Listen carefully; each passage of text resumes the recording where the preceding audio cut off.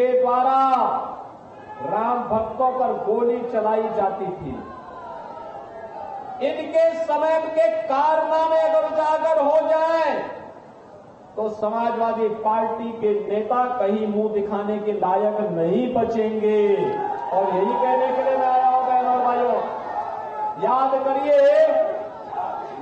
करिए ये प्रयागराज का माफिया हो या गाजीपुर का माफिया, कौन अपने गले का हार बनाया था? मैं पूछना चाहता हूं कौशाम्बी की जनता से, बहनों और भाइयों, मैं पूछना चाहता हूं, क्या पूजा पाल के पति राजू पाल पिछड़े नहीं थे क्या उमेश पाल पिछड़ा नहीं था क्या? लेकिन समाजवादी पार्टी का क्या रिश्ता था कि वह इन लोगों को राजू पाल के लिए, उमेश पाल के लिए और इन माफियाओं के द्वारा मारे गए सैकड़ों लोगों के प्रति वो निषाद जाति के भी थे, पटेल जाति के भी थे, ब्राह्मण भी थे, ठाकुर भी थे, अन्य सभी जातियों से थे, कोई खटिक था, कोई अनुसूचित जाति था, अलग अलग जाति के थे। इनके मरने पर समाजवादी पार्टी की संवेदना इन परिवारों के प्रति नहीं होती थी, इनकी संवेदना तो उन माफियाओं के प्रति होती थी। आपने देखा होगा एक बुजुर्ग महिला, 80 वर्ष की महिला, मुख्यमंत्री बनने के कुछ ही दिनों के बाद वह मेरे पास आई थी। उसने कहा, साहब ये प्रयागराज के इस माफिया ने मेरे पति की हत्या करके मेरी पूरी प्रॉपर्टी 10 बीघा जमीन पर कब्जा करके मौर्य जाति की थी वो महिला। और बहनों और भाइयों, याद करिए, मैं फिर खड़ा हुआ था, मैंने कहा माता चिंता मत कर, आज आपके आशीर्वाद से मोदी जी के नेतृत्व की यूपी की सरकार बनी है, इस माफिया को तो हम मिट्टी में मिला देंगे, घबराइए मत। और बहनों और भाइयों, आपने देखा होगा कैसे माफिया मिट्टी में मिल गए, नामो निशान मिल गया। और उस बूढ़ी माता को उसका अधिकार हम लोगों ने दिया, उसका 10 बीघा खेत वापस उसको कराया गया और साथ साथ 10 वर्ष में जितना माफिया और उनके गुर्गों ने कमाया होगा वह भी वसूली हमने किया और साथ साथ उस माफिया के ऊपर बुलडोजर चलाने का भी काम किया गया। आज आपने देखा होगा जो सरकारी भूमि पर प्रयागराज में कब्जा किया था उसको हमने खाली कराया था और खाली करा करके अपने जनप्रतिनिधियों को लेके मैं गया था और मैंने कहा था चलो, ये विनोद सोनकर था, मैंने कहा चलो जितने गरीब हैं, दलित हैं, खटिक है, पासी है, हरिजन और दलित हैं, पिछड़े, इन लोगों को मकान आवंटित करो। और अपने सामने इन लोगों ने हाथों से दे करके मेरी उपस्थिति में गरीबों को मकान पे कब्जा करवाने का काम किया। मैं केवल आपसे पूछना चाहता हूं, अगर एक गरीब का बेटा देश की संसद में पहुंच जाता है, इन माफियाओं को बुरा लगता है। आज हम लोगों को अच्छा लगता है जब विनोद सोनकर कौशाम्बी की सेवा तो करता ही है, लेकिन जब मैं त्रिपुरा जाता हूं तो त्रिपुरा में भी मुझे वहां सेवा करता हुआ विनोद सोनकर दिखाई देता है। जब मैं किसी कार्यक्रम में गोवा जाता हूं तो गोवा के भाजपा कार्यकर्ताओं के साथ आपका विनोद सोनकर वहां भी खड़ा रहता है और कहता है वहां के कार्यकर्ताओं की हिम्मत से काम करो, हम तो मोदी के सिपाही हैं, मोदी जी के मिशन के लिए समर्पित हैं और अपने गरीबों के लिए, अपने दलितों के लिए, अपने वंचितों के लिए, अपने पिछड़ी जाति के भाइयों और बहनों के लिए हम कार्य करेंगे। ये मुझे वहां भी दिखाई देता है।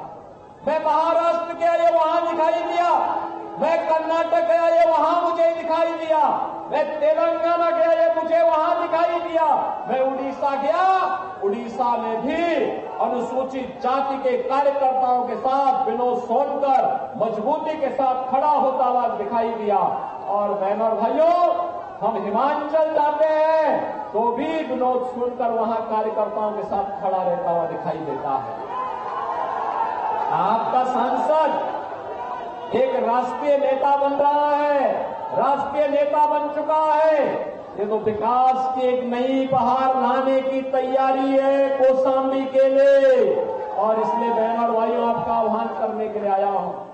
गुमराह करने के लिए तमाम लोग आएंगे, तमाम प्रकार की बात बोलेंगे, तमाम प्रकार से झूठ बोलेंगे, तमाम प्रकार के वीडियो बना करके, ऑडियो बना करके गुमराह करने का प्रयास करेंगे। किसी के बहकावे में आने की आवश्यकता नहीं। ये अग्नि परीक्षा का समय नहीं है, यह समय तो है कमल खिलाने का समय है, कमल खिलाने का समय है।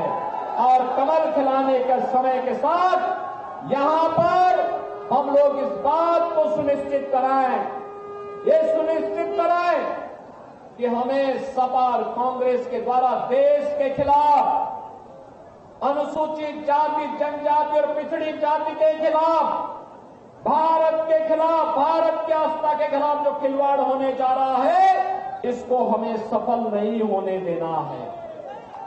बहनों और भाइयों, बहनों और भाइयों, ये सपा और कांग्रेस का गठबंधन जब भी हुआ है, ये महामारी का कारण बना है। ये लोग अपने आप में ही महाताकत के कारण है। इन लोगों के पापाचार देश के लिए खतरनाक है, मंसूबे खतरनाक है। याद करिए, यूपीए की सरकार थी, कांग्रेस नेतृत्व की यूपीए की सरकार थी। और यूपीए की सरकार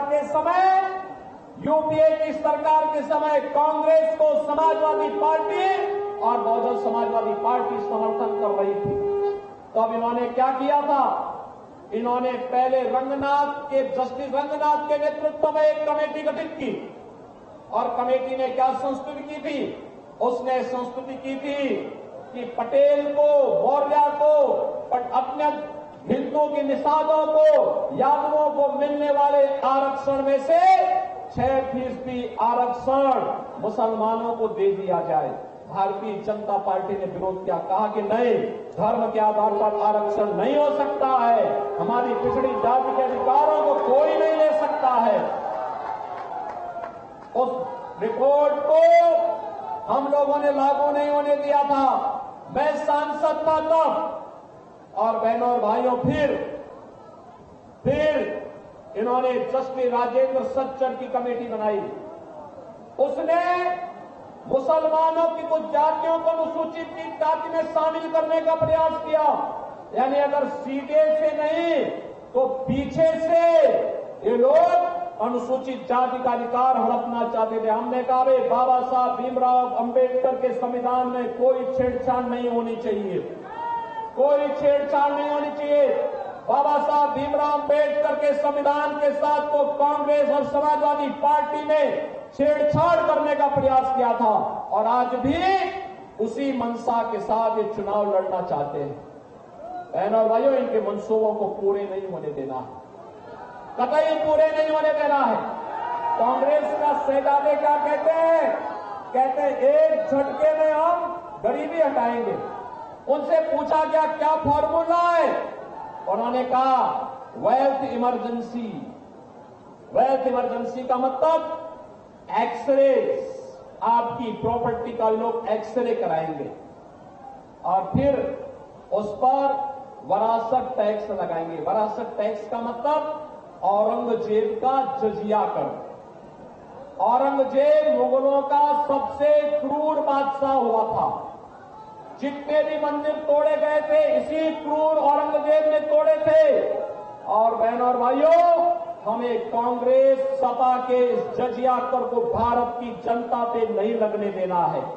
ये जजिया कर का मतलब आपकी बाप दादों की कमाई, आपके बाप दादों की कमाई, और इस बाप दादों की कमाई का ये लोग आधा हड़पने का काम करेंगे। क्या अपनी संपत्ति जबरदस्ती कांग्रेस और सपा के गुंडों का आप कब्जा करने देंगे क्या?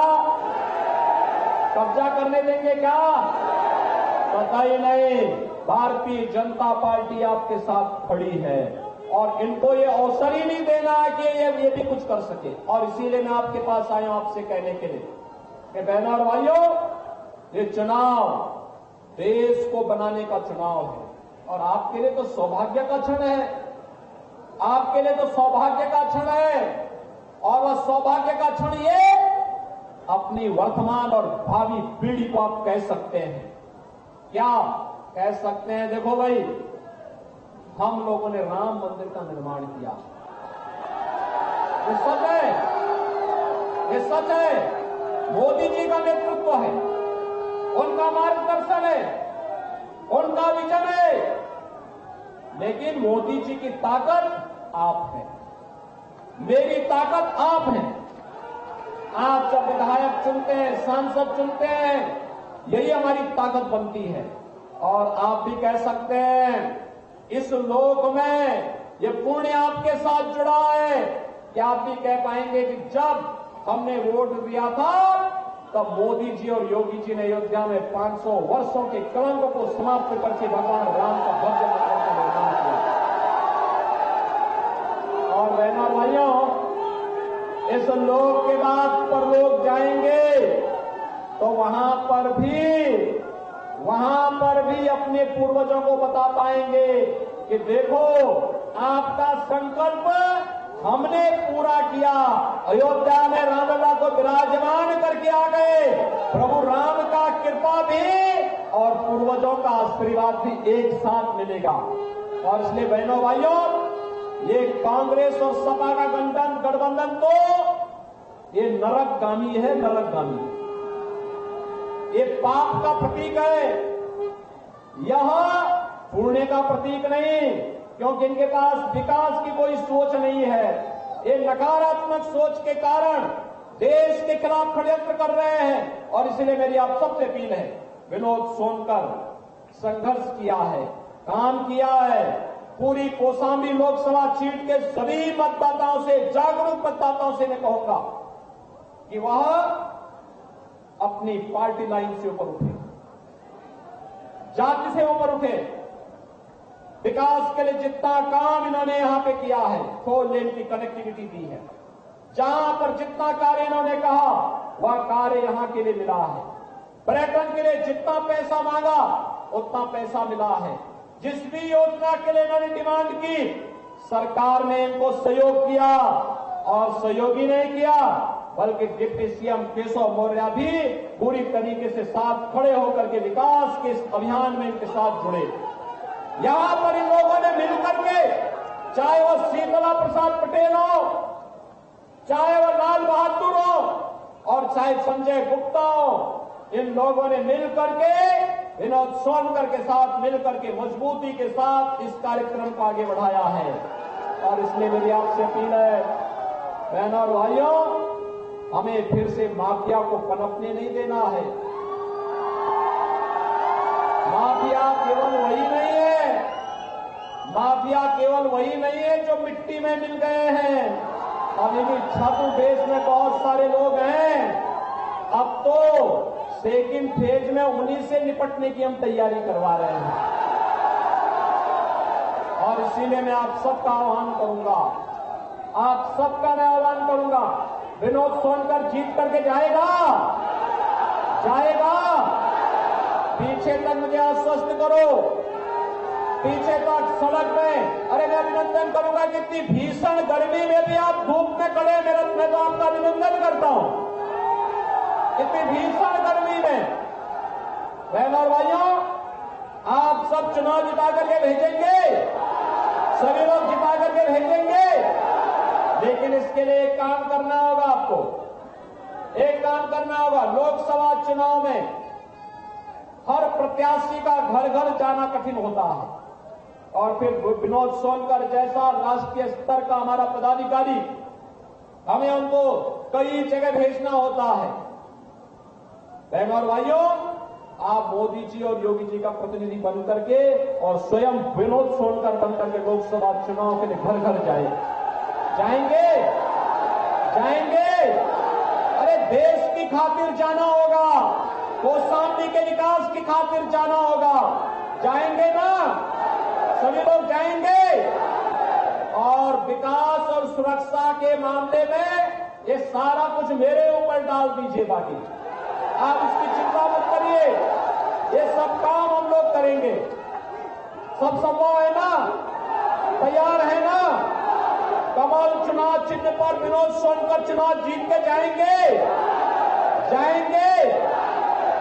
तो मैं आश्वस्त हूं, आपने वायदा किया है और मैं भी आपके साथ वायदा करता हूं, संकल्प लूंगा कि आप जितने वोट से जिताएंगे मैं ब्याज सहित वापस करने के लिए फिर यहां पर वापस आऊंगा। सहमत है? तो फिर मेरे साथ बोलेंगे भारत माता की, भारत माता की, भारत माता की जय श्री राम, जय जय श्री राम।